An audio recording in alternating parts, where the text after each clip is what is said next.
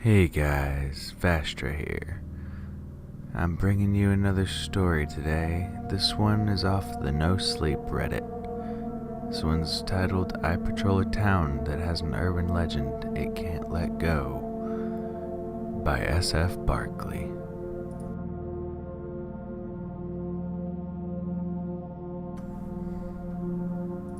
In case you didn't know, I'm a rookie cop in a small rural Pennsylvania town currently stuck working the night shift. I work your normal patrol shift, driving around, pulling traffic, responding to your usual domestic disputes, and whatever other wonderful calls dispatch decides to send my way. There isn't much to do around here, so teenagers tend to get creative with how they spend their weekends. This town is filled with old farmhouses that are rumored to be haunted, so we tend to get a lot of calls for teens trespassing in abandoned houses. Every year around Halloween, these calls dramatically increase. I guess the local corn maze and pumpkin patches just aren't satisfying the need for a good scare to most of these kids. There's one place in particular that we have to keep a close eye on. Gittler's Farm has become somewhat of an urban legend around this town.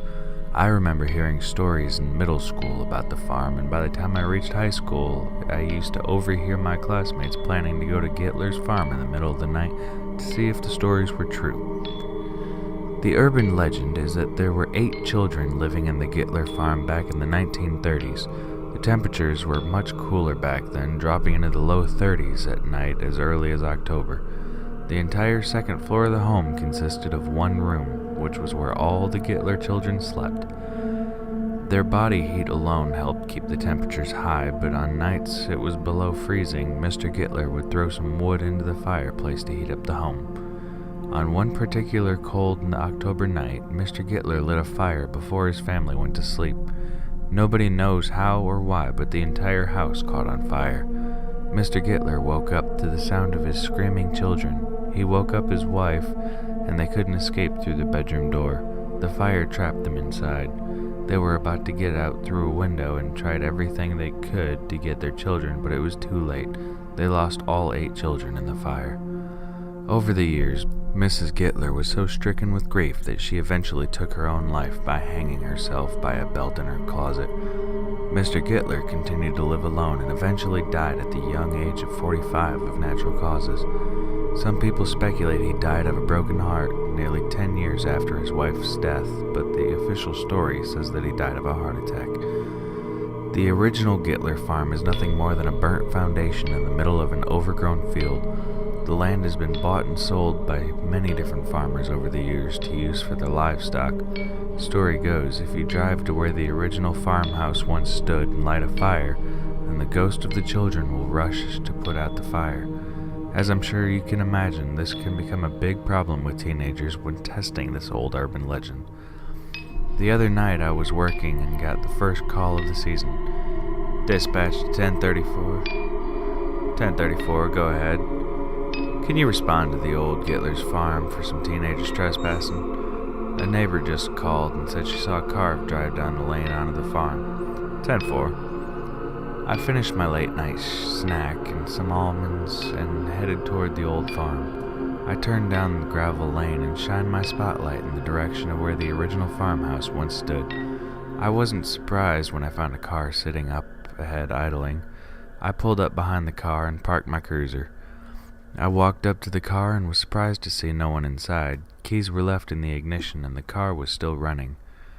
I could smell smoke filling my nostrils, as if there was a fire directly behind me. I turned around and shined my flashlight in every direction. I couldn't see any fire, but the smell was nauseating. I covered my mouth and nose as I continued to search for these pesky teenagers. I made my way towards the woods, and the smell of smoke slowly dissipated the closer I got to the woods. I still couldn't see anyone as I stood still and shined my light in every direction. I yelled, "Police! Is anyone here? You aren't in any trouble. I just need to ask you to leave." No response. I was thankful for the moonlight to help guide my search. I could hear the owls and crickets sound the deeper I wandered into the woods. I still couldn't find anyone in sight, so I decided to turn around and head back to my cruiser. As I started my way back to the cruiser, that's when I heard it. I heard a shrill scream that made every hair on the back of my neck stand up and immediately started my adrenaline rush. I ran toward the sound of the scream. It sounded like it came from the direction of my cruiser. My gear on my duty belt jumped up and down as I ran. I finally made it back and looked into the parked car in front of my cruiser. I bent over and shined my flashlight inside. No one was in the car. I was still looking inside when I heard another shrill scream. This time it sounded like it was directly behind me, and I was overwhelmed with the smell of smoke again. I turned around and found two girls laying on the ground about 50 yards away.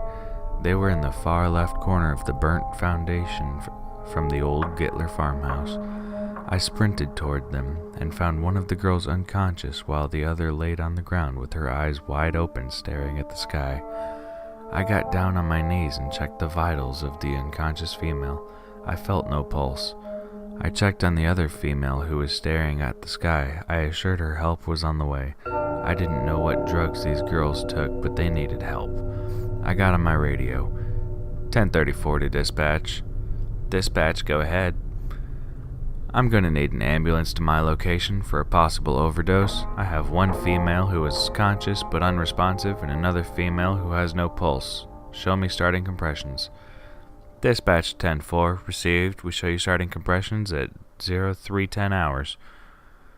I straddled the female and pressed down on her chest as I was taught in my training. I could feel her cartilage snap from her ribs on my first compression. It was a feeling I will never forget. I continued compressions for approximately 3 minutes, by which time my arms felt as though they were going to fall out of their sockets. The ambulance arrived on scene and loaded up both females. I went into work the next night and found out that despite my efforts, the one girl didn't make it. I fucking tried so hard. An autopsy report was conducted and found that her lungs were filled with smoke and not a single drug was in her system. I called the medical examiner's office and spoke to one of the investigators working the night shift.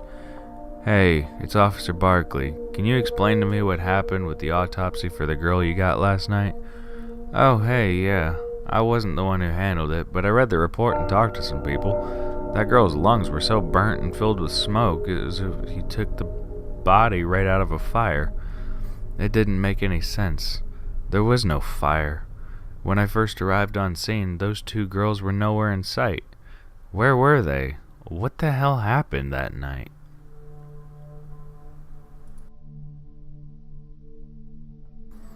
How was that one, guys? Spooky, huh?